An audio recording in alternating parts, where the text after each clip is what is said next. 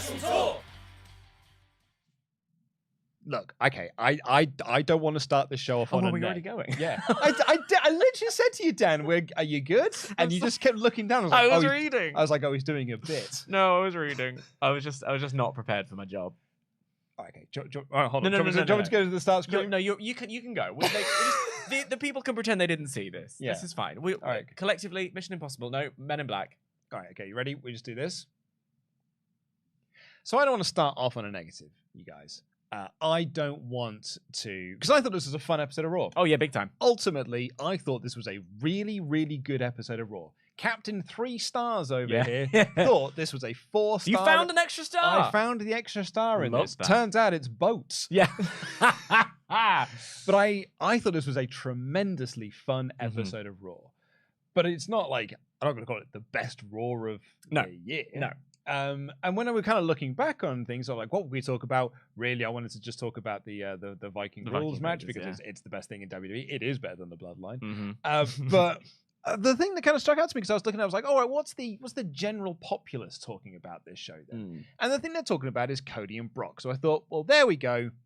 That's what we're going to talk about. Let's get into it. But I feel bad because I don't want to lead on a negative on this one because this was a fun episode of Raw. Well, it's fine because people see negative and they click it so that they can have a go at the negative, and then they realize that I'm here and I'm a perennial optimist, and it takes a lot to make me go away. So, well, the problem there you got, Dan, is that people have already left their comments before you've said a word. That's true. Yep. Sorry about that. That's all right. But anyway, I am Luco in DAD. This is the Professor, the Truth, Dan Layton, the eye candy for your mum and your auntie. I'm not having that be. That's twice now. Twice is enough. And he is Mr. Jam in the jar. Senor Jam in the jar. Welcome to the WrestleTalk Podcast review of Monday Night Raw. Please do press the subscribe button if this is your first time here. It's usually a bit more professional, cohesive than this. Slick. Yeah, give us a thumbs up though for our professionalism, and get in your comments down below if you're watching this on demand. But if you're watching us live, why don't you get in your UltraChats, where's she been, to WrestleTalk.com/support. We'll read out all of them above the $5 amount before the end of the show. So before we get into it, I do need to go. confess that I spilt coffee on myself on the way in, so I do have a quite noticeable stain. But were I wearing my V-neck, this wouldn't have happened. No. But that's probably why I'm a little bit off my game. I'm just very aware of it. Yeah. So. Also, you're doing it maybe in the name of truth. Maybe you're doing it in solidarity of me yesterday because I was also wearing my tea-stained. You were wearing a tea-stained shirt. What's wrong with us this week? Turns out, Dan, I'm falling apart. Oh no, the pair of us. We'll be better next week. I'll make sure that I'm wearing a nicer shirt for next week. Yes, you will, and I don't doubt it. And I'll have my chest out. Actually, again. no, I'm off next week, so I won't do that. I will have my chest out. Yeah, good. But anyway, speaking of someone who didn't really have their chest out, segue, is Cody Rhodes, who opened this episode of Monday Night Raw. It was his hometown, Hotlanta. Yeah. So he was very excited to be there. The crowd were like electric all night. Yes. And very hot for Mr. Rhodes here. He was enjoying this so much. We got almost the entirety of Kingdom. Like we got. I was hearing bits where I've never heard before. Well, no one's heard the bridge of that. And yeah. I was like, oh god, was that the bridge? They start scream singing. Yeah. I was like, I didn't realize this went here. Oh, well, actually, no. This is a bad song. Which is weird because in the lead up to WrestleMania, I was so on the hyped about Cody winning train that I was listening to it a lot. And I think what happened was I did the bit that I liked and then skipped back to the beginning. That's what everyone who says that's a good song is what they do. Yeah. They listen to that first verse and chorus and they were like, that's a 5-star song, that. And I paused it and I'm just going to press it back and go back to the start of it. Once I've done the woe, that's really all that matters. So he comes out to open the show. Crowd are very, very hot for him. And he's like, do you know what? I'm not really here to chat. I could do the whole what do you guys want to talk about? But I don't want to talk. I want to fight Brock Lesnar. My mum's here. Yeah. He mentions his mum, nearly cries. A little cry, not a big cry. My mum. My mum. I do the same Who thing. no-sells the whole thing, by the way. And he's like, do you know what, Brock? Come out here. I know you're here tonight. And if you don't come out in this segment, I'll just come out in an hour's time and we'll try and do this again. Brock Lesnar doesn't come out. So Cody's like, cool. He goes and hugs his mum, hugs his sister, and he's about to walk up the ramp. Brock Lesnar's music hits. And so Cody stops and he gets to fight. And the music stops. And so Cody's about to walk to the back. The music starts again. Cody fighting starts. Nothing happens. So then Cody... Oh, here we go. He does his little stomp. Little stompy stomp. He does. Right then. Going backstage. There's like all of the energy of telling my toddler it's bedtime. Yeah, He at this point, he's either bad at this or he's doing it for the memes, and I think it's the second one. It's the second one. It's the Cody's too good to not know the meme. And so he then got beaten up by Brock Lesnar, who beat him up round ringside, F5'd him in front of his mum, and locked in the Kimura twice, and accepted the challenge for SummerSlam. And that was it. The whole segment. It got replayed multiple times throughout the show. They played this like, this is the biggest thing possible. And my first thought was, I saw this angle 2 months ago. Right. We did this Kimura arm break spot in the lead up to their last match. Yeah. Beat for beat, this same angle, more or less, give or take a couple of beats, is the same. And I just thought, I was like, why am I just not into this feud? Is it because it's been 2 matches? Is it because it's a rubber match for Disney? Is it because Cody won the first time?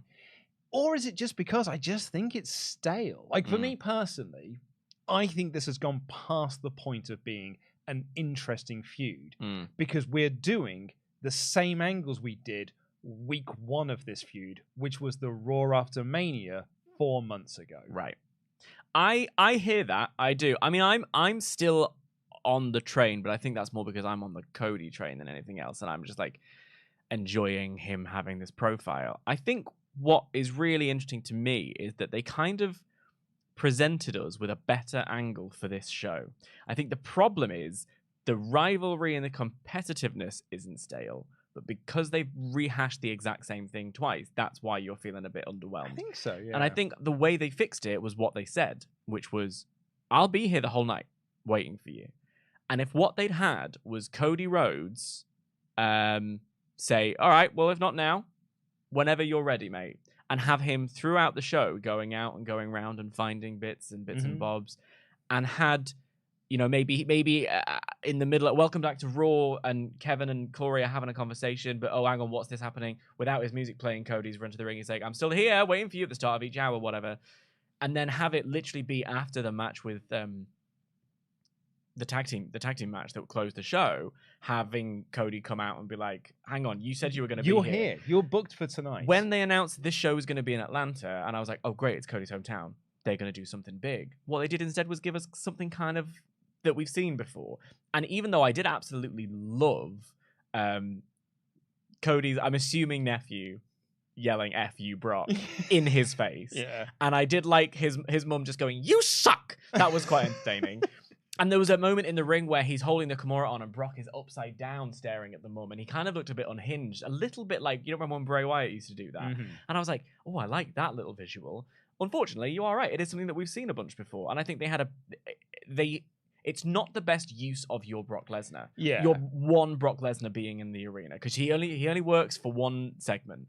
So use that segment better. There was a moment when he locked in the Kimura the first time, and Corey Graves said, he's going to break his arm. And I was like, yeah, he did that, Corey. Yeah. So then, but he didn't do it with the Kimura. This annoyed me. The way he broke his arm was by throwing a big keg at it. But he's like, he's going to break his arm. Yeah. But the Kimura did make it worse. Sure. And then the Kimura was the big point of the match at Night of Champions. And he's like, he's going to break his arm. I thought, well, we've already done that. And then he looks in the Kimura, and Corey goes, like, he's going to break his arm.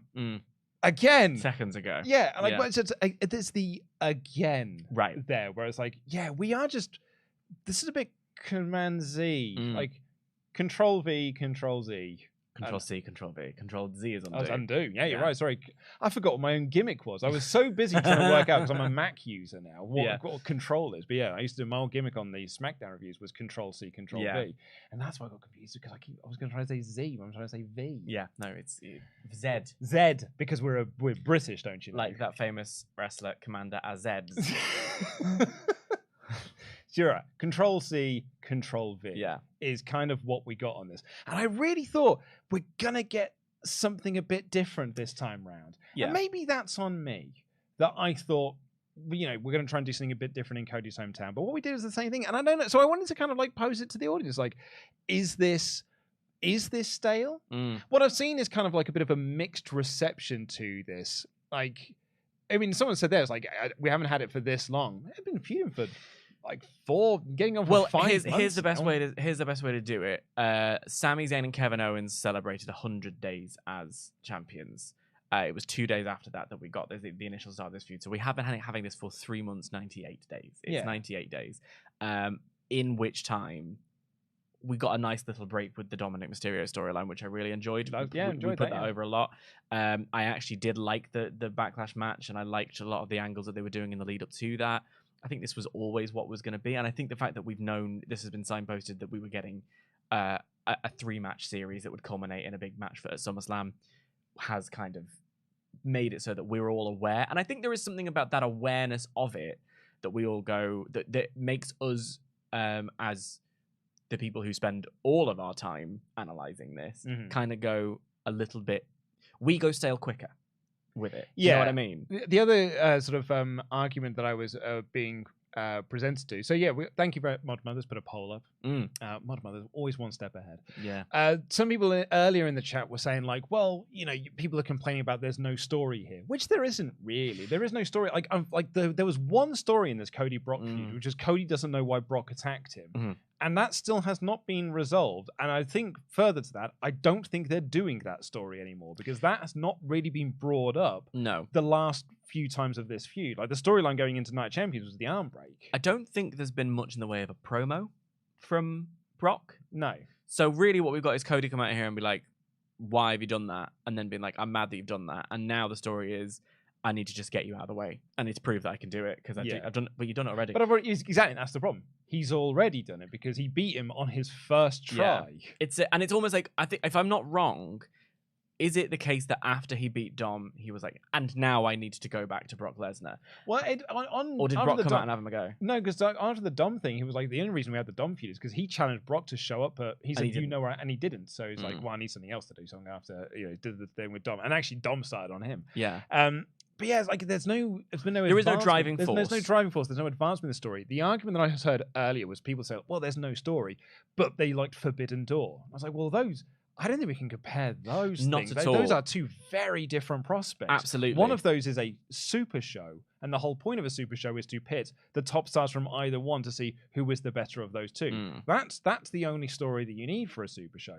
This is a very different prospect. I also it's also 100 days. I completely do also vibe with the idea of not necessarily needing a story. Don't always need one. You know, look, because there's some salivating prospects of like, I just want to see.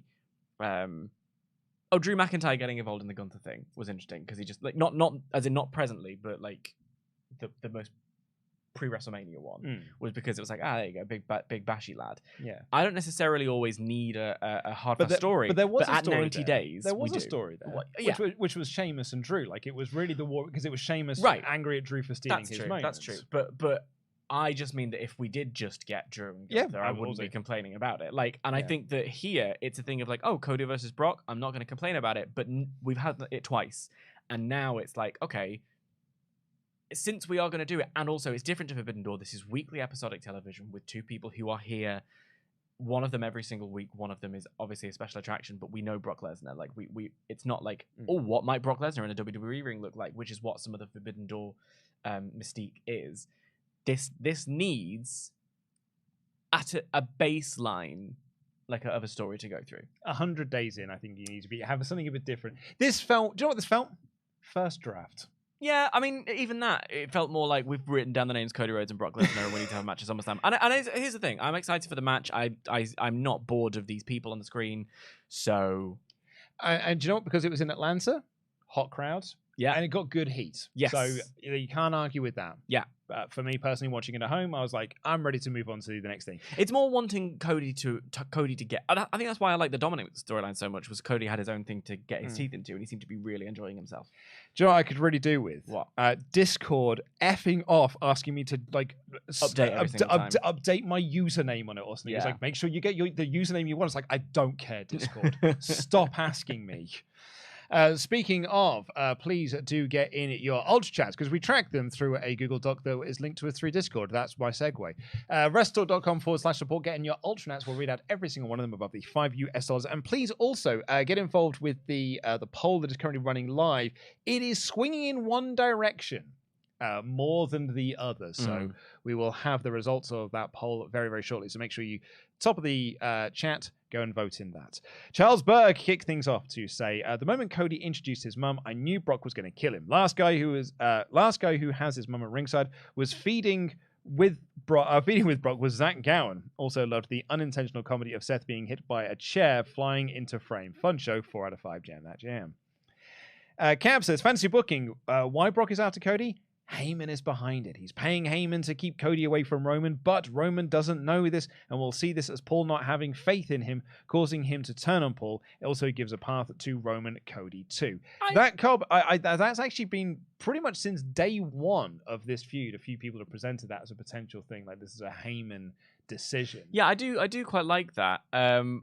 I mean, I go back to should have put the belt on him because then it could have been a feud for the belt because Brock wasn't allowed to go for the belt while Roman had it. However, that's not where we are. So I do think that's a very strong alternative as a suggestion. But I also does Roman keep the belt till WrestleMania or is it? Yeah. I'm in for that. I like that. The 8th Swagger says, as a Cody fanboy who even loved Stardust, yes and no for me. I do want Cody to be doing something else, but since it won't be going for Roman's title anytime soon, I don't know what else.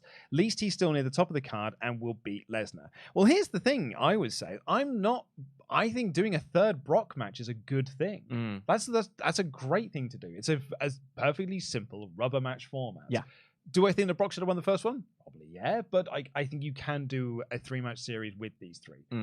But the reason why I'm asking if this is stale is it's the same thing we've had since week 1. I think it very much is the cut and paste exact same sequence of Cody comes out, Brock comes out, they have a scrap, then they go home. Sometimes there's a brawl, there's security, and we've said this a few times even in the lives. This like, man, we've already done this segment before, and I hadn't really put it 100 days in. I think we should probably want a little bit more from this story. Doing 3 matches is not the problem here. No. It's the execution of how we're getting to those 3 matches is the thing more. Fala Mamadou Pumni has been a member, check this out, for 25 months in a row, who said, no, the segment is not stale. 3rd month in a row, I'm using my member chat on Cody's feud to say this. Also, Tyler should be on commentary permanently.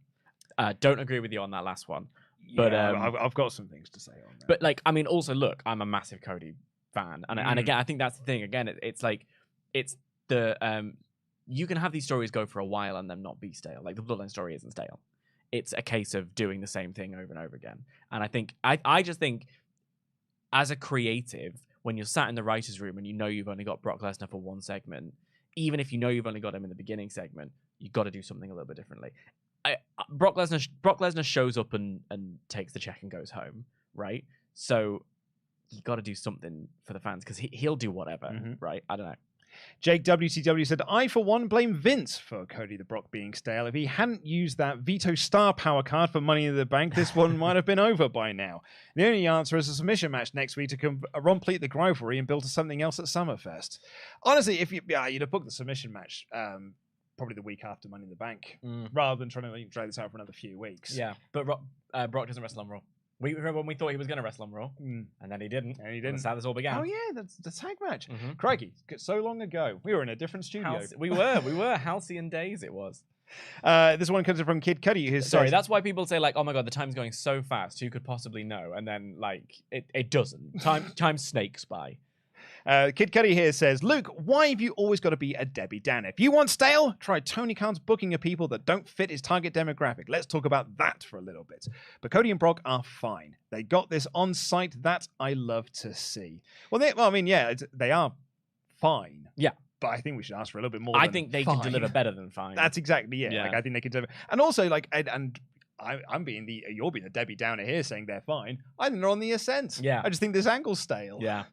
And Blakey here says, Brock attacking Cody, the way they've done it only makes sense if Cody is champion, which still makes me think that Cody should have won. But Vince said, 1,000 days, think of their heat, pal. And then wanted to make Cody pay for starting the rival company. So and I still don't think that one. I don't think it's anything to do with AEW. I genuinely, wholeheartedly think that, the thing about the rival company is that he left it and came back. So it's like, you don't punish the guy for staying, that your company is better. And also, like, this is Vince's biggest win. Yeah. Oh, yeah. That's what I'm saying. Yeah. He got the guy who started Rumble to come back. And he, as Kevin Owens said on the documentary that aired, Vince flew to his house personally. Has that documentary been released, or was it just a I trailer? believe that's because I want to watch the whole thing. Yeah, I don't know if it's out now. I've just seen the trailer. Yeah, and it's been he flew to his house to get him to come back to WWE because Vince wanted that win more than anything, I would wager. But separately from that, and on the 1,000-day point, because think of the heat pal, I do agree that especially in that moment, it was a thing of this was it. This was your shot, right? But if that's what, let's say, that's what Triple H had planned was for Cody to go over, and then everything subsequently has been trying to figure it out. Well, with the Bloodline, I think it's fair to say they made the best of it. They figured out, okay, well, how can we use this choice to our advantage? This is the decree from on high, so let's figure out how to make the 1,000 days worth it, right? They have to apply that same thing to the Cody and Brock situation. Okay, so now Cody and Brock, which was going to be our championship feud heading out of WrestleMania, is now just a feud. So get back to the writing room, get back to that drawing board, and see what we can come up with some pitches. Give me your best bad pitch, and we'll find the gold. All we have to do is have him attack him, and then we buy ourselves an extra week of coming up with an actual storyline. That's what they need to do here, and they just sort of haven't. All they've done is have them feud with each other, which does work for one cycle. But when you're doing 3 matches, and that's the key point, 3 matches, things start to feel a little bit wobbly. Also, I've gone a bit back and forth on the 1,000-day thing. I don't think it was a Vince call. No, I don't think it was a Trips call. I think it was a Roman Reigns call because, like Sami Zayn and Kevin Owens, they're not the focal point of that story. The Bloodline is the focal point of that story. Roman and Jay and Jimmy and Solo are the focal point, and Sami, Kevin and Cody and Danielson and Edge and Cesaro and all the people that have been before were just bit parts. Yeah, my counter to you, and Drew as well. I agree with that, but my counter to you is that doesn't need a championship. I think you can still tell this portion of the Bloodline story without a belt. I completely agree with you. Yeah, I completely agree with you, but I think it was always in the stars, regardless of Vince coming back into power, that Roman was going to retain at WrestleMania. That's kind of where I'm. That's not quite it, but I see how you've got there. That's currently where I'm sat on this. Please do continue to get in your UltraChats to WrestleTalk.com/support as we talk about Debbie Downer over here. An excellent episode of Monday Night Raw. Thoroughly enjoyed this episode of Monday Night Raw. I've actually written down my notes slightly wrong here. I've written Matt Riddle versus Brock Lesnar. No, if only it wasn't. It was Matt Riddle versus Gunther. And although they only went 8 minutes, they had the match I was expecting them to have at Money in the Bank. I wrote exactly the same thing. This is the match I wanted at Money in the Bank, which fell a little short for me. Yeah. I thought this was really, really fun. And there was no Imperium at ringside because they were barred from the decree last week by Adam Pearce. And it was just these two kicking the cack out of each other. Yeah. And Gunther won with the powerbomb, called out Drew afterwards. There was some incredible there was a ragdoll sleeper at one point. He just dragged him over in a sleeper hold, which I absolutely loved. Riddle had an exploded suplex that was a thing of beauty. It just used Gunther's momentum to make it flow like the most natural thing you've ever seen. I absolutely loved that. The knees up on the floating bro made me feel like cripes, that must have hurt. At one point, Gunther nearly decapitated the poor bloke. They absolutely really pulled it out of the bag. And I think for me, this is what makes Gunther so good, because you look so strong in defeat against him, right? It's like wins and losses do matter. Matt Riddle ate the L, but looked good in doing so. And I think this is the difference with a long title reign, because a lot of conversations at the moment are about long title reigns, whether it be Orange Cassidy with his international belt, whether it be this one, whether it be Bianca Belair, Roman Reigns. To compare, for instance, Gunther and Bianca, Bianca's problem was always that she would look stupid week in, week out, and then pull out a giant victory, and then go back into the same feud. That was where the problem was. It wasn't that she had a long reign, it was that she wasn't developing with it. Gunther's reign is about making him look impressive to the point where I care more about the Intercontinental title at the moment than I do about the World Heavyweight title. Same here. Bianca's, it felt interminable. This one is I don't want it to stop. Do you know what I mean? I want the right person to get it, and I actually have a controversial pick for the right person later on in the show. But it's that he's a monster. And then he stands and he cuts this promo, and I never think of Gunther as a promo guy. you know, he is. It's just that that's not the first thing I go to. But there he is going like, you can boo me. And he's got the belt around. And he calls himself the Intercontinental Heavyweight Champion, which is what that belt is called. And yeah, I just love it. I love him. I love everything about it. Here is why Gunther or Walter is perfect. Yeah. He's a perfect wrestler. And one of the reasons I think that Walter is a perfect wrestler is because he is a big man, but he is not afraid to have people hit moves on him or work him over. Yeah. WWE has always had this mindset that you're a big guy, you have to wrestle a certain way, you have to sell a certain way. The only way that people can get heat on you is that you run into the corner and they dodge out the way and your shoulder hits the turnbuckle. Check out any big person match over the last 10 years. That's the only way that the monster gets hurt, is because their own momentum takes them into a corner and then people can work over them. But Gunther is a perfect wrestler because he's like, no, I'm a big guy, but if you want to hit an exploded suplex on me, hit an exploded suplex on me, because that's a cool thing to happen within a match. I lose nothing out of it. I'm winning in the end. And I'm winning in a dominating fashion, but I'm also making you look good in the process. Right. And because of that, it makes me look good in the process because I beat someone who came close to beating me. It's a contest. It's a wrestling contest. He's just perfect. Yeah. I love him so much, and I cannot wait for that match with Drew. Because, I mean, that match at WrestleMania, I mean, arguably match of the weekend. I think so. It was up there. On a weekend of nothing but good matches, give or take. You know, the Snoop Dogg thing notwithstanding. I rewatched that clip recently. Him running the ropes is still hilarious. Yeah.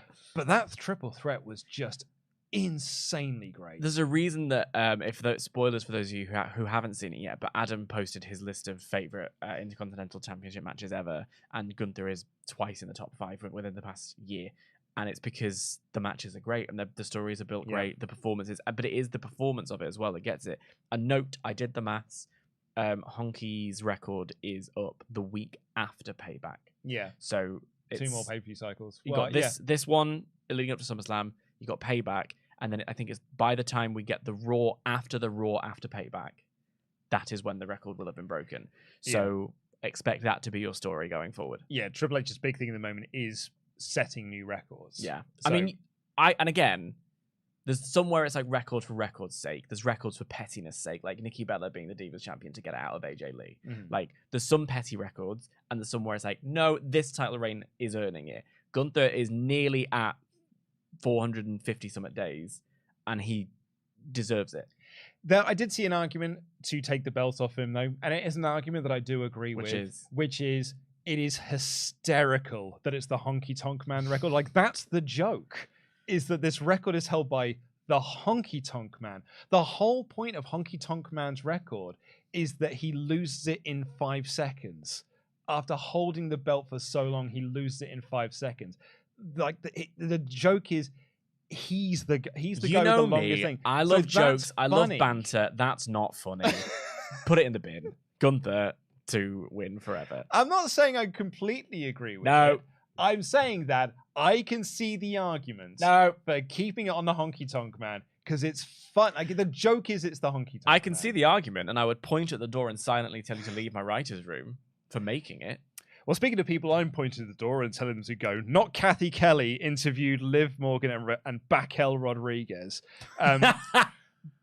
Raquel Rodriguez, by the way, her whole gimmick is I have a back. And that's her whole personality. There was a photo from a house show this week of Rhea Ripley that was taken up from like row Z, and you could see the muscle definitions of her back. And I was like, well, that's an impressive back. That's not her character. Every week, Raquel comes out, is like, check out my back. And I'm like, yeah, whatever. I'm going to say this one image of Rhea Ripley, and I'm like, oh, that's her back. I'm going to say this in defense of Raquel. She has made strides to remove that accusation from her. The back is still very, very prominent. And my favorite was when she came out having had cup surgery done. And so she's got all the marks of not surgery, it's treatment, it's a spa treatment. So she came out with all the sucker marks. But I think she's trying to add more strings to her bow than just her back. Yeah, I disagree. Anyway, they were saying they're going to defend their tag titles tonight when Rhea Ripley walks up to out-impress her. And then she knocked down Liv Morgan and attacked Raquel. And in the process, hurt Raquel's knee. Now, I'd already predicted via the 3 counts video that was posted to WrestleTalk last week that I thought Green and Deville were going to win the belts anyway. So I was already going into this episode thinking, I think they're going to win the belts because we're doing this Rhea and Raquel storyline instead, singles feud. The second she got hurt, I was like, yeah, they'll for sure drop the belts. Yes, now. I agreed. That's what that was. I did really enjoy Rhea swatting Liv like a fly. It was like Liv's trying to get a sentence out. She's like, no, she's gone. Awesome. Speaking of the Judgment, they came out for a promo. Yeah, I mean, so speaking of style, this was more or less the same promo they cut every week, but I don't mind it. I like the Judgment Day. Wesley, they targeted Wesley because it's the match between Dom's got a match with Wesley tonight, and they made the point that Damian Priest and Finn Balor are going to win the World Heavyweight Championship. And I was like, that's the same belt. It's a bit awkward. Yeah. And they sort of acknowledged that by being the Priest, like, look, I'm guaranteed to win this belt, but Finn's got first shot. Yeah, we're okay. We're cool. We're on the same page. Yes. And Finn cut a promo on Seth Rollins. Yeah. And was this when Sami and Sami came out? Yeah. I was wondering if you had anything to add. But I don't, because it was the same as the other weeks. Yeah. Sam, I mean, you've got to filter out somehow. You do. Sami and Kevin came out to promote the fact they've got a tag match tonight. Sami and KO versus Priest and Dom. And Priest is like, look, we're talking about winning all of these titles. I see a pair of titles right there that we could win. And Kevin accepted. So, yeah. I liked the Kevin part of this. I liked too. him being like, oh, am I allowed to do my thing? And then going right into it. I was a big fan of that. I thought he delivered it very well. I've just noticed your notes for this segment. Yeah, there's none there. They're empty. That's just a line. It just says Judgment Day promo and then the next segment. Just nothing. We got a recap of Rhea and Raquel, and then backstage, Raquel was told by the doctors, you are cleared, but you do need to be careful. And she was like, look, we've only just got these belts back. We need to defend them. I'm not having them stripped from us again. Yeah. We need to go out there and defend these titles. And they did, and they lost. They had a long... This was Chelsea Green and Sonya Deville versus Liv Morgan and Raquel Rodriguez. Sorry, Chelsea Green! That's Samantha Irvin loves it. By the way, Samantha Irvin is all over my TikTok at the moment. I don't know what it is, but there's I don't know if she's filming them or if someone else is filming them, but it's basically from like her little angle from her corner. She's got the mic in her hand, she's waiting for the green light, and then she starts doing it. And what my favorite thing about it is that she vibes with all of the songs. Yeah. So she's like, it's Gunther! She is a ring announcer with a bit of spice and personality very good about at this it, which job. I love, absolutely love. Because we've went through so long of just being like, you are just a voice to announce people, so just be that.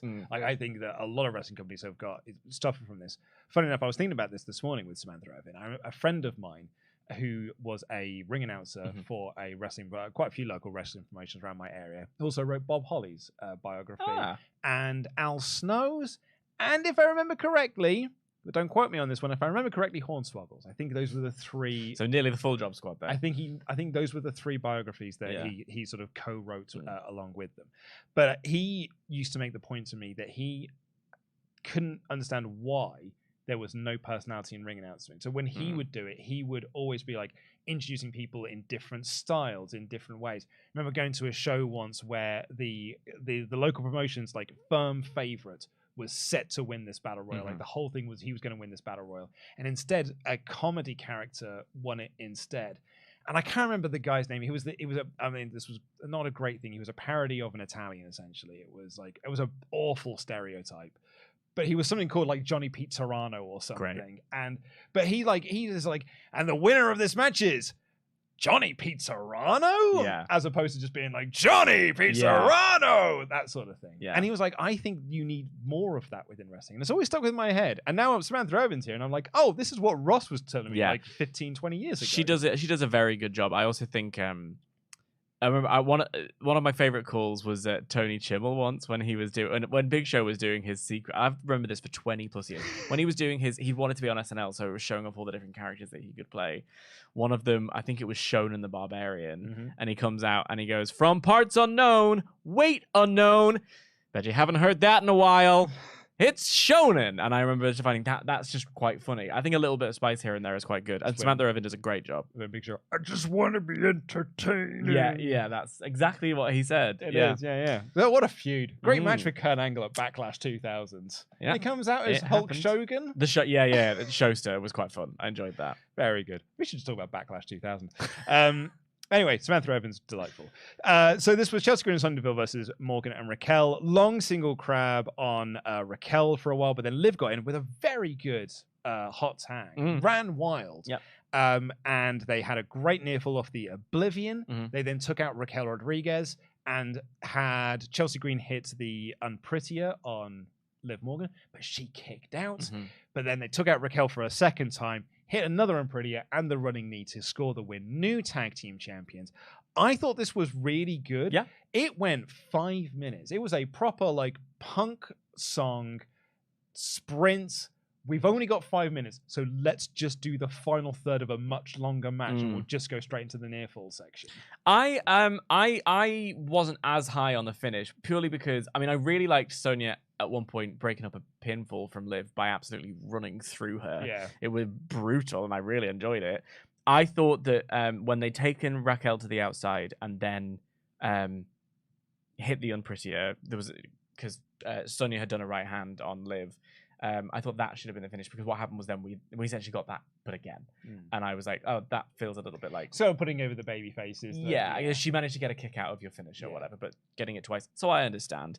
But either way, I thought this was the right call. I think when again you look at your characters and what you're going to do, I think their work has been really good. I think that they've really entertained me, and they've clearly got great chemistry with each other. And I think they deserve a reward for that, especially if we're going to put Raquel into a program with Rhea because Becky's not there yet. And I think it's the way I've written it, the way I've described it is it's the scenic route. It feels like they took the scenic route to get us here because we had the tag team turmoil match. We had the weird thing with Ronda and Shayna, which we're going to come to. I feel like, but we're finally at our destination. A few potholes along the way, but good for them. And looking at pictures of Sonya and of Chelsea, both in like Tough Enough, and then finally here they are with belts. If I'm not wrong, this is Sonya's first belt. Is it really? I think it is. I might not be wrong. Tag titles before? Oh, I think she might have been in contention for it. Because she was teaming with Mandy Rose. Fire and Desire. But they never got the belts, as far as I can remember. Yeah, I suppose. So, it just felt like she's tagged with about 15 different people. Exactly. So she was GM for a while. She was GM for a bit. I'm really thrilled for them. I think good for them, and I'm excited to see what they do as champions because it adds another little insufferable note to their characters. I completely agree with you. I think this is the 100% right call to make. My only sort of like if I can have a Debbie Downer moment momentarily, we were supposed to have reset and fixed this division 7 weeks ago when Ronda and Shayna won the belts. Like that whole. That's what I mean by a scenic route, and that's what I mean by we'll get to it. Yeah, I guess that was the whole thing. Of like we've had some real turbulence with this division, but now we're resetting and we're going from straight to strength. And then here we are 7 weeks later, and 3 different people have held the belts. And it just feels it's a little bit messy. I'm hoping now.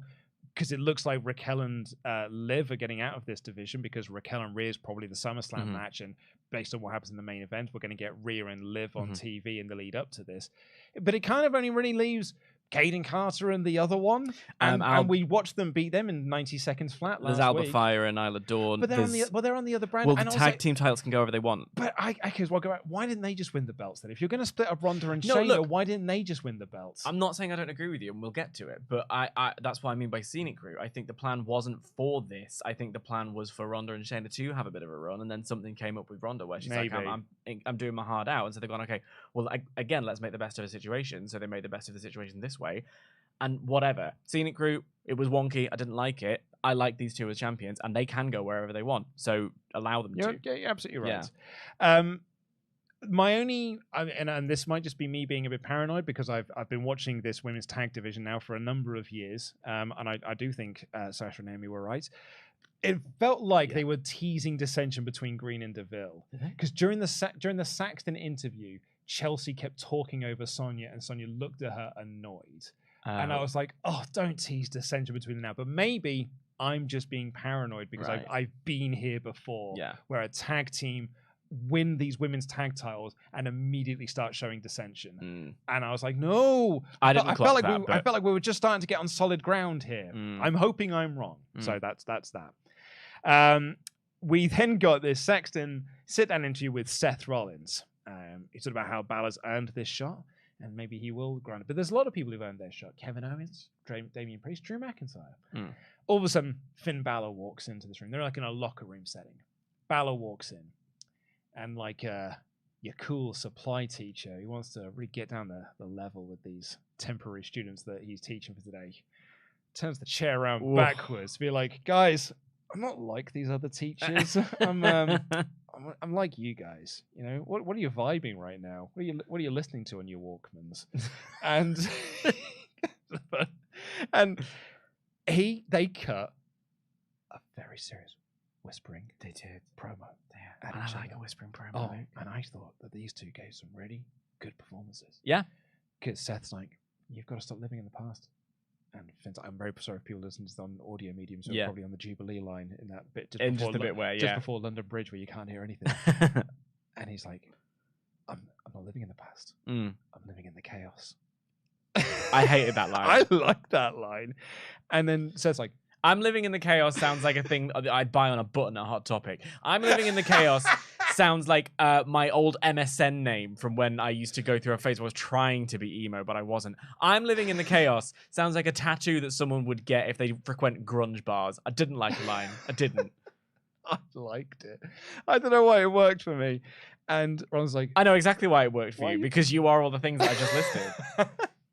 I don't think I would have had a t-shirt that said I live for the chaos. I would have done, do you know what? I would buy a t-shirt that said I'm not living the past, I'm living in the chaos, if it had a wire drawing of a D20 underneath it. That would be the only way I would have bought that t-shirt. That's what I'm talking about. In a shop in 2004.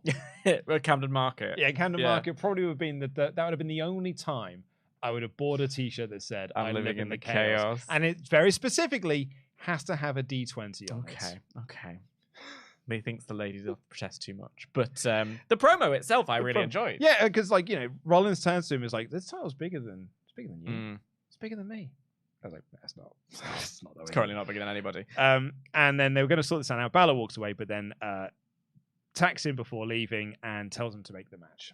Launches a chair at him. Really does. I liked the setup and production of this promo. I like anything that's slightly different. I really do. Because there's a different energy that you can achieve doing a backstage segment than you can do in an in-ring segment. And I think it feels nice to have a balanced palette, a lot of different flavors.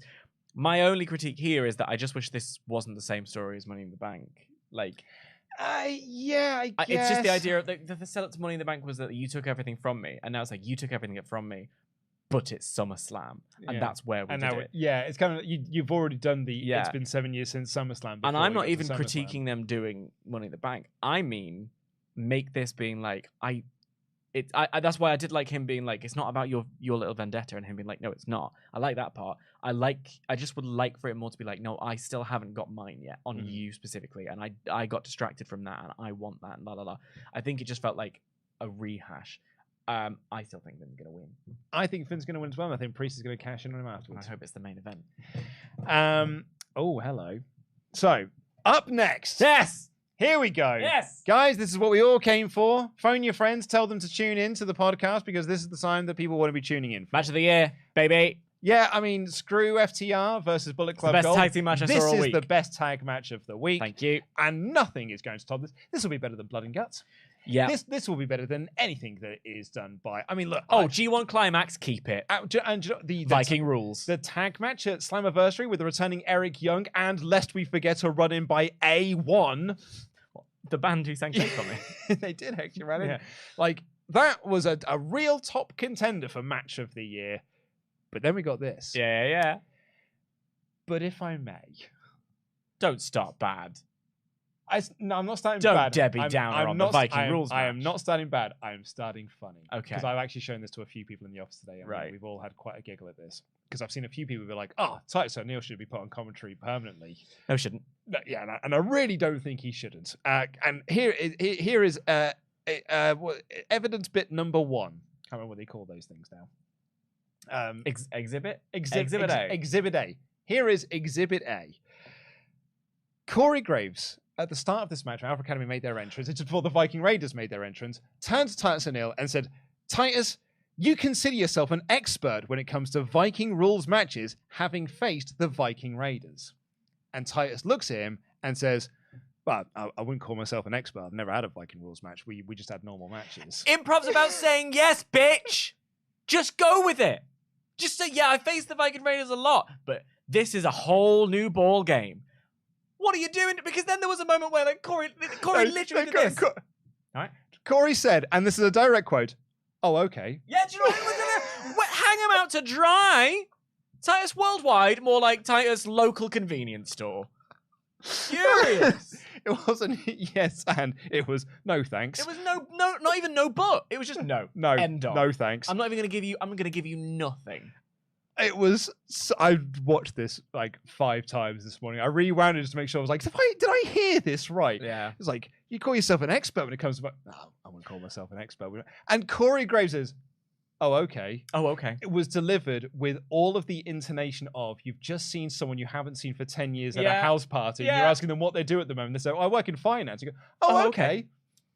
How do I get out of this, Kevin? But then, so like, pour one out for Corey Graves sat between Kevin Bloody Patrick and Titus Worldwide. Don't make that the permanent 3-man booth. No, man. No thanks. It was so funny. And then at one point, he just went, because they threw him into a shield. He went, "Oh, look, he went in a shield." I was like, why do people want this man on commentary? And there was a little bit later on where it was like, Corey was like, if I was going to expect you to bark at any point, it would have been that one, but you didn't. Like, he didn't even take his own gimmick. No. Sorry, someone is saying, "I blame Corey." Absolutely not. Corey teed him up. Have you ever watched, you've never watched Drag Race, have you? Me? Yeah. No. So there's a game they play in Drag Race called Snatch Game, and RuPaul is always setting them up to set a little. They basically have to impersonate a celebrity, and RuPaul will give them a joke. He'll give them a lead in and let them knock it out of the park. And whenever they fail, there are just crickets, and it's like RuPaul standing there like, "Let's move on." And it's like, that was the energy that I was getting. Never blame the person teeing up the joke. Where are the jokes? No. Anywho. But in the meantime, were you in the room when I watched this match? I was not. No, I was doing an interview. Well, that's such a shame because I was all over the place. I was at one point I got up. Like Tempest was looking at me the whole time, and I just couldn't keep it in. So good. From the moment I saw the boat. Yeah. I don't remember the match against the New Day. Yeah. But the second I was like, "Oh my god, we have a boat," I was on my feet. I just want to say, look, I'm going to take all my tightest things and I'm going to park it over here because it's done now, because this match was cinema. Unreal. So, I mean, right from the get-go, it's big moves off this. Then got 10 minutes. 10 minutes, and I could have done another 30. And they did their some flip dice. At one point, one of the Viking Raiders threw Chad Gable off the boat, and he turned that into a flip dive onto the other one. Otis slapped Coach at one point and said, "Coach, get the tables!" And I will say the crowd absolutely no-sold it, which means one thing, and that's that we are past it. Like, because if you notice, they don't respond to the second he goes, "Coach," I was like, "Oh my god, it's happening. They're doing a Dudley Boys bit." Nothing. Get the tables. Nothing. A table comes out. They go, "Oh, a table spot." We're all old, unfortunately. So if I just pick up my tightest thing one mind, he did lose his mind because Otis did the simplest of power slams. He reacted like it was the best thing he'd ever seen. So I'm just gonna pop that back down again. But anyway, the crap. Like there was a moment in this when Gable had Ivar did a moonsault onto Otis. Before you get there, because I've got mine in order, you've missed one, which was that at one point Ivar dived. Otis caught him and power slammed him. Oh my god. Yes. And then he does this moonsault onto Otis. Chad Gable breaks up that pinfall with a picture-perfect moonsault of his own, then picked up the lad and gave him a delayed German suplex. He deadlifted him, Luke. Like it was nothing. Exactly. It was so good. My note for this moment was simply moonsault, German. I was so excited. And then, just when you think, man, the action can't get any better here, Maxine gets involved. Oh, it was so good. And Maxine takes out Valhalla. All of her training. She does this crossbody off the top rope onto Valhalla, and she's celebrating with Coach. And Coach grabs the jacket, the Letterman jacket. She never got to put it on. She never got, because those mean, nasty, smelly Vikings, the smelly Viking Raiders stole it last week. She didn't get to hold it. So now she gets her moment. She puts on the jacket. They celebrate together, and Valhalla spears her through a table. And I'm not kidding. I physically went, "Oh no!" and I recoiled, and Tempest started pissing himself laughing at me. Oh, it was so great. And then Chad's like, "Oh no!" It was just devastating. It was like, "Oh no!" And then Coach gets taken out by the Viking Raiders. So, like, rising like Godzilla from the sea, Otis comes into the ring and he sees his girl has been put through a table and his coach is on the outside hurting. And he's like, oh, F this. Yeah. And goes on a one-man wrecking spree through this. He is launching both of these dudes left, right, and center. Hits a caterpillar. The crowd are going ballistic. They really are. And he has got this match dead to rights. He has got this one. Valhalla just sneaks up, manages to scramble up, double axe to Otis, slightly dazed. They hit the double powerbomb and got the win. The smelly, nasty Viking Raiders got a win again. And I loved it. And I loved it. When we get to do the WrestleTalk magazine match of the month, I think I'm going to be voting for this. Yeah. My heart of heart knows that it's FTR and Bullet Club Gold. Oh, look. But it's not. Here's the thing. But it's not. It is this. Here's the thing. Let me put on my analysis head for a second, because we have, and I've said it a million times, what a wonderful time it is to be a wrestling fan. It's a thing where we have the G1 climax, and I was watching some of it today, and it is New Japan doing its New Japan thing the way you always want, with an extra bit of international flavor here and there. We had Yay Eddie. We had that incredible, like, unreal hour-long match that flew by between FTR and Bullet Club, and it was so well-paced, so well-plotted. The moves, the chemistry, all of it was unreal. And then here we got the pinnacle, the absolute gold standard of sports entertainment. Yep. What wrestling can be. Oh yeah. When you lean into doing what you do, which had the ring was surrounded by a Viking ship. There was smoke in the air and purple lights, which meant that the first 2-3 minutes of this match took place on essentially a stage, a theatrical performance. We had feats of athleticism, where we had Chad Gable turning his momentum into a flip onto Ivar in that way. Eric's head plowed through a Viking shield. We had the drama of Maxine finally being given her Letterman jacket, only to be dashed at the last second by being put through a table that had been set up, and I think we all imagined Valhalla or one of the Raiders going through that table. We never saw that coming, and that's why it was so genuinely devastating. The level of athleticism, the level of pure skill it takes to be Chad Gable, right? Then we had that cinematic moment of like you say, rising like Godzilla. We've seen a few of them in the past, whether it was Drew McIntyre or The Undertaker or Keith Lee, rising from behind to come and have your moment where you were like, oh no, it's all over, but Otis is here. It was so well crafted in every single aspect that, yes, if you are a purist, if sports entertainment and a bit of hokey nonsense doesn't do it for you, fine. Remember what fun is like, because this was it, and we got some pure technical class. And if I may finish this with my wild pitch, this act is so over. This story has been simple and executed brilliantly, and I hope they get a little showcase at SummerSlam. I don't know what that looks like to better this personally, but I would like to see them get rewarded for it with that moment. If you want to turn Chad Gable into an absolute Kurt Angle level star, there's your man to take the IC belt off Gunther. Because tell me he can't do it. Tell me he can't overpower and defeat Gunther and have you believe it. And tell me that him running around as the coach with Alpha Academy and the Intercontinental belt held over his head, tell me there's a better story than that. Other than, I do as Sheamus finally getting it done, that's the only other one I'll accept. But I think Chad Gable is a superstar. And when you can take a hokey nonsense match like this and make it a true, genuine, hand on my heart, earnest match of the year contender, unreal. These guys have not had a bad match. No. I've enjoyed every single match that Alpha Academy and Viking Raiders have had. And they've had quite a few at this point as well. And I've enjoyed every single one of them. And every time another one is done, I want to see another one. And I've been I've been in this chair for like a year now, coming on to a year, give or take. I've been high on Alpha Academy the whole time. And I think that that's an opinion that's been shared by you and many people in the chat as well. I think Maxine is a phenomenal addition. I think the Viking Raiders kind of were spinning their wheels and not doing a lot.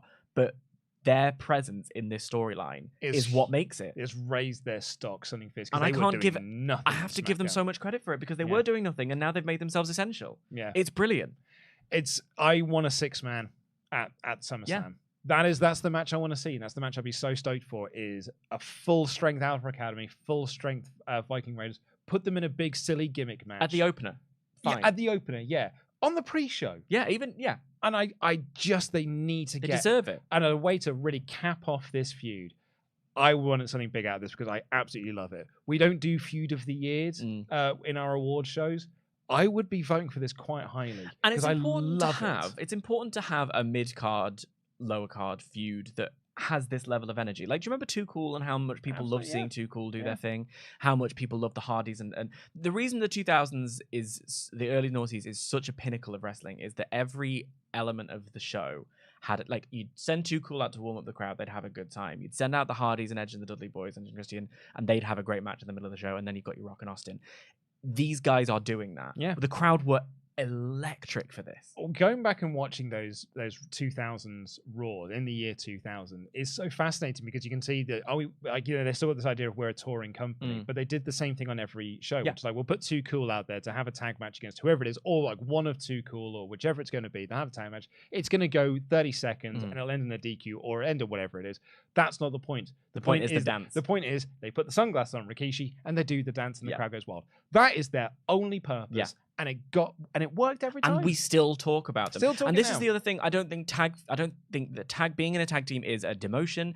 I don't think that every tag team has to split up so that one of them can become world champion. I think that being the tag team champs main event at WrestleMania, there was an incredibly beautiful moment we had with Jimmy and Jay talking to Ariel Helwani where they said they're like hearing the crowd, they're lying there, they're exhausted, they're seeing Sami with the belts, and they just sort of held hands, and that was their WrestleMania moment, and that choked me. It was so beautiful, and I think that being a legend in the lower card is not something to not aspire to. It would be wonderful if everyone could be the world champ, but not everyone can be the world champ. So you make the very best of what you've got, and I think Chad Gable is someone who could make that leap from lower card all the way up to world champion. I think he's incredible. So good. We've got a recap of The Miz and Ciampa from last week. More on that in a little bit. Shayna Baszler beat Nikki Cross in about 19 seconds. Well, actually, it was flat 19 seconds. And then Ronda cuts this promo on Shayna. I don't know. I think they're both heels. No, I'm interested in this. Because I was like, so they're definitely, I feel like they're both heels. But then when Shayna responded, I was like, no, I think she's the baby face. But she didn't have the baby face. She didn't have a baby face turn at Money in the Bank. She had a heel turn at Money in the Bank on a heel. But Ronda is still for sure the heel. And Shayna is just basically saying the things that the fans want to hear. So I guess she's the de facto babyface. But she's badass Shayna Baszler. Like, this is one of those things where there's not really a babyface, nor is there a heel in this. They're both just them. And that's one thing. My bigger thing here is, like, don't write so many words for Ronda to say. Because Ronda's strength is not promos.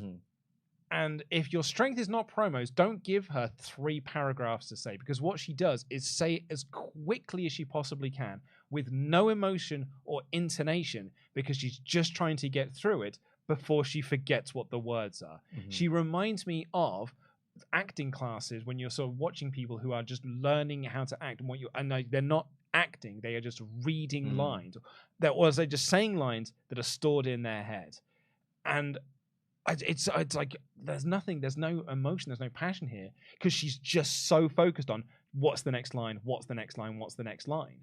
And then Shayna just absolutely demolishes her by just being cool, because she can act and just remember the very few lines that she is given.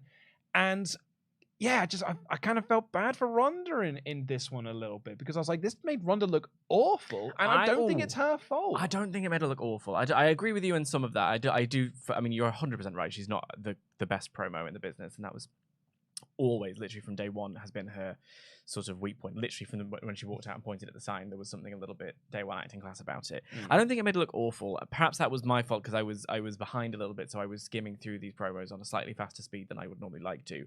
So for me, this promo snaked by. Sorry, it flew by. If anything, it actually would have gone too quickly, because she was just like, and another thing, and another thing, and another thing. But the thing about it is, and when we talk about whether it's heel or who's the heel or whatever, so Triple H loves the idea of there not being heels and faces, that everyone's sort of a shade of grey. That's the Game of Thrones thing that I've always really liked. I actually subscribe to that too. Triple H loves it so much, he books very prominently baby faces and heels. Yeah. All right. But that's why I don't buy into that, because Vince Russo, he's like, there's no shades of grey, bro. I was like, no, that guy's a babyface, Right. and you keep booking him as a babyface, and that guy's a heel, and you book him as a heel. So let me do my thing though, which is that Shayna did what was undeniably a heel move, but because people are sort of mad at Ronda and people don't really vibe with Ronda at the moment, it's kind of a face move at the same time. Yeah. So they exist in this sort of tweener moment, and what I like about it, right, is what Ronda did have to say. Whether or not she delivered it very well, Ronda did have a point. Because Shayna's like, you don't care about this business. You got in the front door, and it's like, yeah, but the thing about being an overnight success, like if I had a part in a movie and I did really, really well, and it was it really blew up or whatever, that they would be talking about me as an overnight success. And what that does is that eliminates all the other work that I've done, and it says none of that mattered because now we know who you are. Ronda Rousey didn't just walk into the door of WWE. She was offered, the door was open to her because she won an Olympic medal, because she's a UFC legend, because at a time when the women weren't as prominent, she sort of made it happen. And she became a cross-platform star. She was in movies. I don't like the UFC, right? I don't vibe with it. I knew who Ronda Rousey was. I've told the story in the podcast before. I knew Ronda Rousey through pop culture as opposed to actually watching her through UFC. I've never seen a UFC fight first. My wife is the same way. Yeah. So when she debuted for WWE, I said, check this out. And she knew who Ronda Rousey was. She earned it. And she went in and she was like, oh, that's cool. I can't watch this because the production is awful. But she was like, but it is very, I know who that is. Right. So that's what I'm saying. So she has made it so that the door was open for her. Shayna is also not wrong, right? Because she did work really hard and she did have a UFC career that wasn't as successful as Ronda's. And she was like, actually, my passion is wrestling. So I'm going to work the indie shows and I'm going to develop my craft and I'm going to put the ring up and I'm going to work in front of a couple of hundred people. I'm going to come up through NXT. I'm going to do developmental. I'm going to make myself seen. And then here I am. They have both arrived at this moment. They are both correct. And as a result, both of them have a reason to be mad at the other one. And that's what I love about heels. Heels when they're right, faces when they're right. The clash of this, the opposing ideas about the facts, but they share the facts, right? They have different ideas of how they got there. And I am sort of, I don't really care who's the face and who's the heel here. I think there was that moment when Shayna turned around and she's like with the crowd or whatever. That's a very face move. So I think they probably consider her to be the face. I wonder if they course corrected someone. I imagine they might have. When they did the attack at Money in the Bank, where we're like, oh man, don't turn Ronda babyface because the crowd aren't with her as a babyface. But I think they've just doubled down on no Ronda as a heel. And that's it. I think they gave it a go when she came out last week and it didn't really fly. So now they've just gone, okay, well let's just play with these shades of grey. Let's just lean into it. And ultimately, and also I don't think she's shades of grey. She is a heel.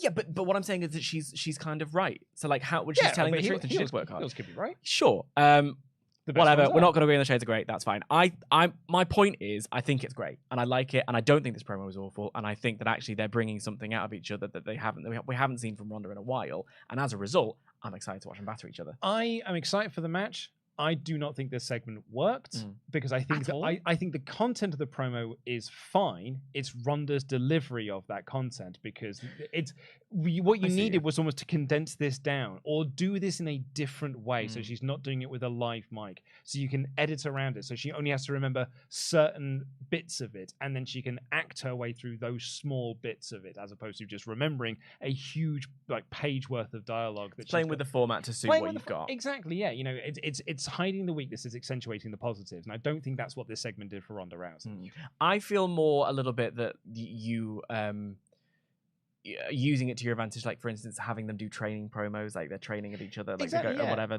You could do some really interesting things here, but like Ronda just sort of sit there with a mic and just rattling through this promo as quickly as she possibly can. I just don't think does anything for it, and the crowd reacting to it, I think it also speaks to that, because they weren't really booing her heavily, or they weren't enraptured by what she said either. So for me, I don't think this worked, but I do like its story. I think the characters are there. I just don't think this one worked. We got Not Kathy Kelly interviewing Ricochet, who challenged Logan Paul to show up next week, which he accepted, and he will be on the show next week. My note for it was better than last week. We had MizTV with Becky Lynch. My first note on this is, and this was sort of confirmed later on, I guess Miz is no longer feuding with Tommaso Ciampa. That feud is now over, and the Miz won it. Yeah, because, well, we'll get to it later on. Yeah. But that seems to be the way. That seems to be the way, being a crucial word there. Hello. Anyone remember them? So we got a recap of Becky losing to Zoe Stark, and Kevin Patrick told us when Becky made her entrance, she's on a downward spiral currently. And Miz asked her about losing a lot lately. So Becky gets all fired up. She gets in the Miz's face. She looks so comfy, by the way. Yeah. Oh, yeah. Proper, like, sleepy. That's how I watch the show. Like, when I get up in the morning, I'm still in my PJs. And even in the office. Yeah. But she's like, she fires up on the Miz to be like, I haven't lost anything and this, that, and the other. She calls out Trish Stratus. She's like, I know Trish is going to come out here. I know Zoe Stark's going to come out here. And I explained as Miz like, well, now you've ruined the surprise, but here's Trish and Zoe Stark. Lynch wants a rematch, but Trish was just like, you're acting like a toddler. Like, am I seeing Becky in the ring or am I seeing Rue in the ring? Oh, that's her daughter's name. Very good. Heat. And Becky's there, I want a rematch. And Trish quite correctly said, why? Yeah. I've already beaten you. Oh, and then Zoe's like, so bye.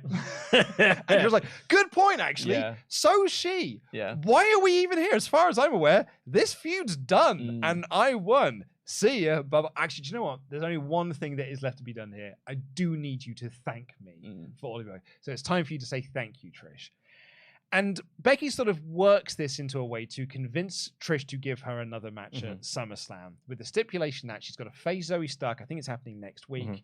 And if Becky wins that, she gets the Trish match at SummerSlam. If she loses, she has to say thank you, Trish, and even has to get a tattoo on her chest that says thank you, Trish. I think Becky might win next week. You could say she might. Yeah, I think. I don't think Becky Lynch is getting a tattoo. Could you imagine that says thank you, Trish? That says thank you, Trish.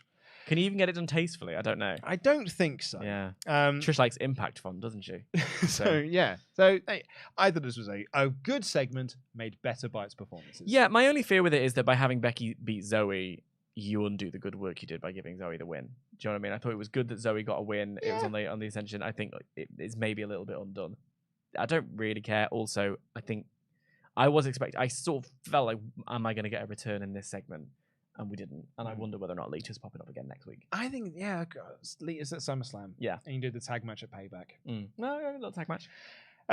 We then got Shinsuke Nakamura versus Bronson Reed, who had a nice hard-hitting match for two guys that I guess just aren't feuding anymore. Well, you say that. Then what happened? And then Ciampa ran in and caused a DQ on Bronson Reed. And Nakamura, a little bit upset about that, kicked Ciampa in the face. So what they did was they said, we've set up a feud between Reed, Nakamura, and Ricochet. But now we've spotted that we could probably get some really good press for having Logan Paul versus Ricochet. So we don't want to not use any of that footage. So what I need you to find me is a bald guy with a beard, Tommaso Ciampa. Put him right in there. Yeah. Yeah, it does feel a little bit like that. Odd.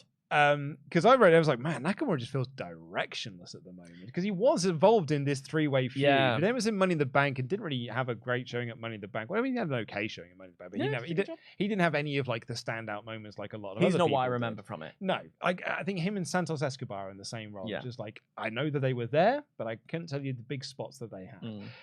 And then, it's just gone back into this Bronson Reed thing, but Reed's now clearly doing something else. And it was when I was checking WWE's YouTube channel, and it was like, oh, it's Ciampa's just cutting promos on Reed, and Reed's just cutting promos on Ciampa. And I was like, oh, is the Miz thing over? Yeah. Because in my head, we mentioned this last week, we're leading to Miz and Reed versus DIY. But if we're just doing a singles thing, it's like, what are we doing with Gargano then? Yeah, I don't know. Because he's cleared. He's backstage. Well, he wasn't. I think he's backstage since the Cleveland show, but he can be used. The way he had one backstage segment after the draft, and that was months ago. We've had nothing with them since. Yep. And for all the people like, well, Indy Hartwell's injured.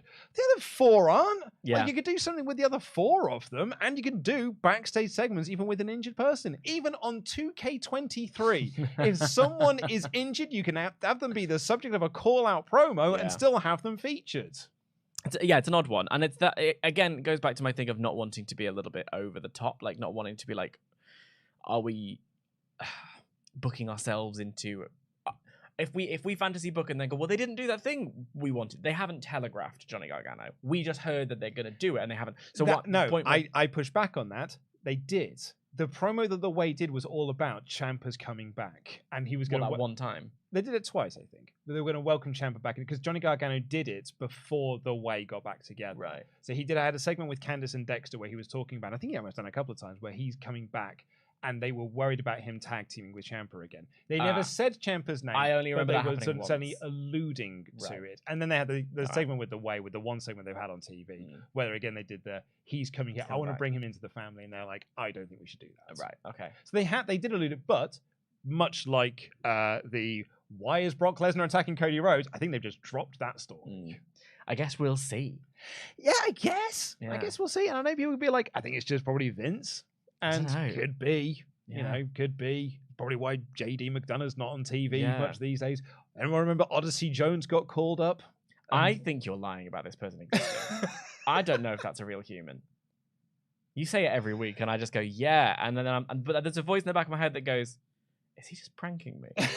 Are you going to make a supercut for the end of the year as my birthday present? Like, here's all the times that you... Yeah, you pretended to remember who Odyssey Jones is. Okay, here is, I had a bit of a poor Corey Graves moment, but I'm about to dog on Corey Graves a bit here. Byron Saxton backstage interviewed Shinsuke Nakamura, and Byron Saxton asked why Nakamura did that. And Nakamura says, I am tired of everyone getting involved in my business. Oh, yeah. And Saxton replies like, but what does that mean? And Nakamura fires up and he's like, Saxton, I said, I am tired of everyone getting involved in my business.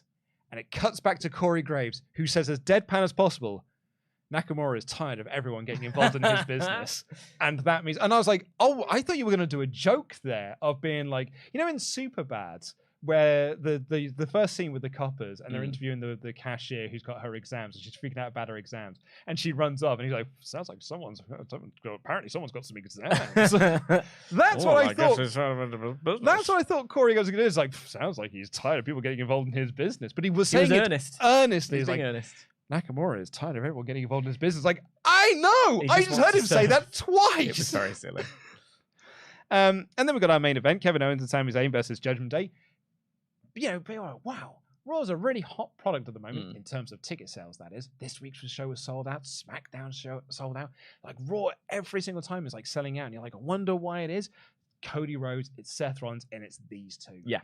And to a lesser degree, Becky Lynch as well. But I think these four are holding up this brand. And these two are the unsung heroes of that. What, Sami and Kevin? Sami and Kevin. I think you're doing the disservice to the Judgment Day as well, because I think people are tuning in to see Rhea. Oh, that's actually, I take that back. I think you're absolutely right on that one. I'll make her the fifth pillar in all of this. Because Seth's got the world title. Cody's obviously He's feuding with Brock, and Mammy's got her title as well. These two here as the tag champs, just like every week, just put in a tag match, play me out, coach. And they just have an incredibly fun tag match. It's not the best wrestling you've ever seen in your life. It's not the most spectacular tag wrestling you're ever going to see. It's no Viking Rules match. They're not Alpha Academy. But they put on really fun matches, and the crowd go ballistic for them. The crowd are so amped for the matches that they do because they structure them so well. And the final 90 seconds of this match, where it's one thing, it's another, it's this and it's that, and it is just solid and fluid and perfect.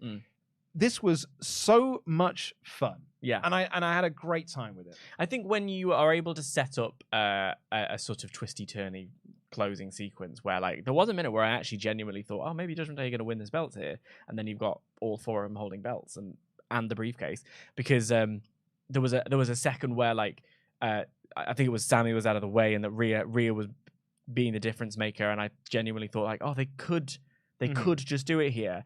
And then when you had Liv come down to break Rhea up, which I thought was quite a fun way of interconnecting everything. I agree, yeah. I think that's also a good way to set up a match between the two of those, like a stepping stone for Rhea Ripley towards Raquel. Yeah, and I thought it was just really smart, and I think that they the fact that I started to buy it was quite impressive. And I've said this before, ending your show with Kevin Owens and Sami Zayn holding their titles in the ring with the music playing is a really good closing image for your Raw. Yeah.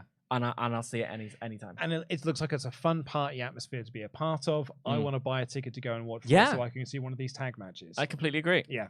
Very, very good stuff. I gave this episode a very solid 4 out of 5. Yeah, I really liked it. I thought pretty much every segment, bar like the Cody Brock thing, I think feeling a bit stale. I thought everything else was really, really great on this show. And yeah, that Viking Rules match, like 5 out of 5. It was just out on its own to be like episode of the year. Yeah, I agree. I can't wait to see more of it. Thank you all so much to our Patreon Pledgehammers over at patreon.com/WrestleTalk. Head on over there to get involved. We've got new episodes coming out into your podcast feed. Tomorrow it'll be WrestleTalk After Dark, which is always a fun time. Last week it was WrestleTalk Behind the Scenes. Me and Pete delving into behind-the-scenes stories of Survival Series. Sean coming into the office. Live Quiz or Mania, the live party we did for Money in the Bank. It's fun stories from when I did the WWE Press Day and I interviewed Bailey and it was really Bailey that I was interested in, and LA Knights, who was also great, and Zelina Vega. All the stories about those. That's over on patreon.com/WrestleTalk. And next week it'll be myself and Ollie Davis reviewing Victory Road 2009 from TNA as a bit of a hook and tease. Because we go through like the dirt sheets from the time and see what reporters were saying about it. This is the same week of the controversial, massively controversial Karen hooking up with Jeff Jarrett. Goodness me. The ex-wife of Kurt Angle starting a relationship with Jeff Jarrett. Jeff being sent home. Yeah. Not being involved in the pay-per-view. Kurt Angle threatening to quit the company if Jeff comes back. I'm going to go back to WWE. Then started doing lots of very positive interviews about Vince McMahon because he was trying to butter up Vince to bring him back into the company. Very interesting time. So we've got a lot we're going to be discussing around the pay-per-view as well. So spicy. Dive into that, because also I'd actually forgotten how that story happened. And I won't say too much because this is the hook and tease rather than give you all the information. This story starts from a unknown person leaking it to Bubba the Love Sponge on his radio show. Bubba the Love Sponge, isn't it? Oh, it's so good. Yeah. What a story. But anyway, we'll talk about that on next week on WrestleTalk Extra. If you're one of our $25 above Pledgehammers, you get your name read out like these fine folk. Tony Jabroni. Trev Dog 316. Commentator of the Century, Vince Phillips. Vito Ventura, Pet Detective. Willie Big E Singleton. JS Wooten. And Doug Kang. Malcolm Xavier Lloyd. Not to mention, of course, our wonderful moderating team, Andy, CJ, Gary, Ian, James, Jay, John, Leah, Les, Rob, and of course, because she never puts her name down, Mod Mother Jenna, everyone. Thank you, team. You do a very good job, and we appreciate you. Appreciate every single person. I have met several of these people in person now, because Gary was at our Money in the Bank show. Quite. And what a lovely chap he is. Right, let's get into the rest of your Ultranats. Please get the rest of them into wrestle.com/support. Ding, ding, ding. This is your final call. Thomas here says, hey, Luke and Prof. Brock is lucky Cody's mum didn't kick the snot out of him. The last person that got too close to Mama Rhodes ended up with a sore jaw, courtesy of a Rhodes right cross, as Le Champion Chris Jericho found out. Cam Van Zandt said, hey guys, love the podcast. One note about the Cody Brock segment. I get that Cody's mum must be used to seeing her son get worked over, but she was so stone-faced when Brock was working him over. Might just be me, but otherwise, good show. Gem that gem. She fully no-sold it all. I did think about that, and I was like, I guess it's hard. These people aren't actors. Like, she's his mum. She's not an actor. She's not a wrestler. She's not a performer. She literally facepalmed. She did. She just went, oh. Yeah, it's not again, son. Why do you keep getting beaten up by people in front of me? Her directive was to look concerned, and she didn't know how to act. Yeah, she properly Picarded it. Yeah. I must do this every time it happens. Mara Joy's in the chat. Hey, Mara. Hi, Mara. Miss you. We have the poll results. Is Cody and Brock stale? Vindication! 72% voted yes. Oh, there you go. I am genuinely surprised by that. I thought that might be a bit more split. Kevin here said, haven't watched Raw recently. I just kept up with the results, but this show I watched, I really did enjoy. Gunther versus Riddle slapped. The main event was really good. Viking Rules ruled, and we had a bunch of matches made official for SummerSlam. Yeah, a lot of moving parts on this show. A lot of matches being made. I always get excited when we start getting pay-per-view graphics. Yeah. And these ones, what's the theme is Born to be Wild, isn't it? Yeah. For SummerSlam. It's cars in that. There are cars. Dante Kennedy says, my suspension of disbelief was ruined during the Becky Trish segment when Graves broke character to say that I think the tattoo is too far. Immersion ruined. Seriously though, loved the Alpha Academy stuff. Please don't F this up, WWE. Yeah. I don't think they could. Yeah, I think it's all down to Chad. He's got this. Dirty Deeds Done Cheap says, what are your thoughts on this? Finn wins, because I think there's more mileage with him than Seth. Peace goes on a theory run where he can't cash in on an absent Roman, so he's basically waiting for Finn to lose, build to a WrestleMania or Money in the Bank feud / cash in. Yeah, maybe. I think the idea of Finn being like wrestling and defending his belt and then maybe having a wobbly section and they're so afraid they're going to lose it that's where the tease and the cash in come in. Yeah. I don't think that you're saying Priest can't cash in on Roman and like would tease cashing in on Roman. I think keeping it in house is a far more interesting storyline. Yeah. Although I would quite like that episode of SmackDown where Roman's on the show and then the Judgment Day's music. And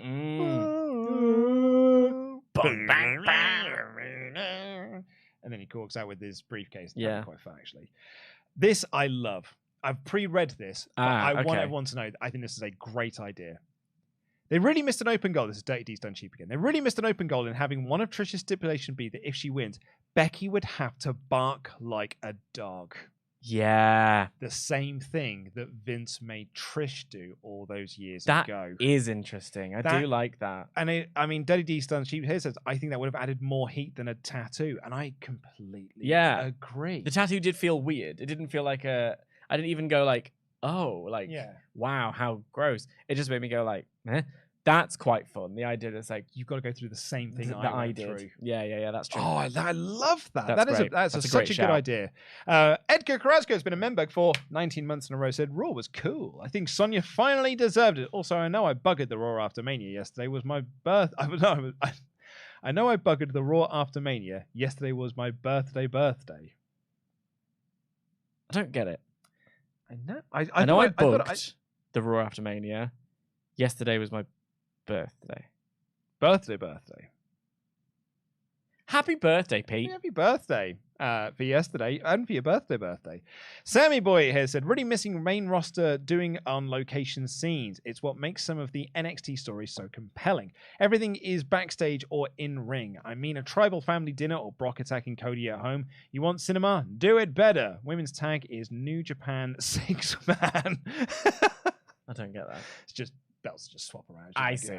Whoever's got it. I'm always there was the Sheamus and Drew segment in a gym before WrestleMania that I just utterly adored. It felt so fresh and so exciting. They were just kind of like knackered from doing their workout, but cutting a promo on each other, and it looked so legit that it was like reality TV stuff. Yeah, I'd be far more interested in being like, well, we had our documentary crew follow Ronda and Shayna, for instance, as they were training. And got their thoughts on what it was. I think you get far better product as a result. Dante here says, I also want to draw your attention to Gunther's script for the promo. He says, you can boo me all you want while the crowd is mostly cheering him. I personally found it quite comical as it opposes from the writers. I didn't know if they were fully... There were some people cheering him, but I think he was getting a little bit of heat in there, which was nice. Botfield said, something I'm finding at the moment is I love one half of the matchups and hate the other. Love Gunther, hate Riddle, and his one-dimensional character. Excited for Ciampa, hate The Miz. Love Alpha Academy, hate the Viking Raiders. Love Rhea Ripley, hate Lady with the Back. I find it hard to watch. I mean, I don't know. I think what's really funny about all of those things, well, except for Alpha Academy, is that you've highlighted... Well, no, I'm lying completely. I was going to say you've highlighted how much you like the baddies. Really, it's just Gunther and Rhea. But there's something about, like, I don't like Riddle's character at all, but I do like it when he has a match like this. I like him. I like the performance that he gives. I don't vibe with Raquel because she doesn't have a giant character, but I actually respect that she's got a giant back, very big back. She's trying something. She's giving it, and I appreciate it. You're fundamentally wrong about the Viking Raiders, but that's yours to work out in your own way. Also, you're wrong about the Miz, but whatever.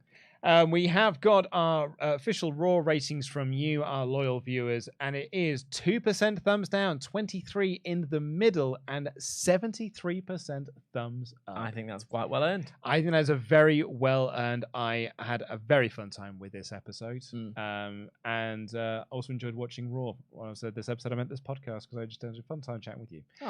So thank you all so much for watching. I hope you enjoyed it as well. And if this is your first time here and you made this far, please do press the subscribe subscribe button. Give us a little thumbs up as well. It helps us in the algorithm. Leave your comment down below with what you thought about Monday Night Raw. We'll be back on Thursday with the AEW Dynamite review. Blood and Guts this week. The AEW debut Big of time. Kota Ibushi. Golden Elite. So this is it's a big week for all Elite Wrestling. And then on Saturday, it'll be the SmackDown podcast. Then on Monday, we'll be back together again. No, we won't, because I'm on holiday. Great. Dan will be here with someone to review AEW Collision. And then we're back around to Raw. And then we come back around to Raw all over again. So thank you all so much for watching. Till then, I've been Luke Owen, D-A-D. That has been the Professor, the Truth, Dan Layton. Jam that jam.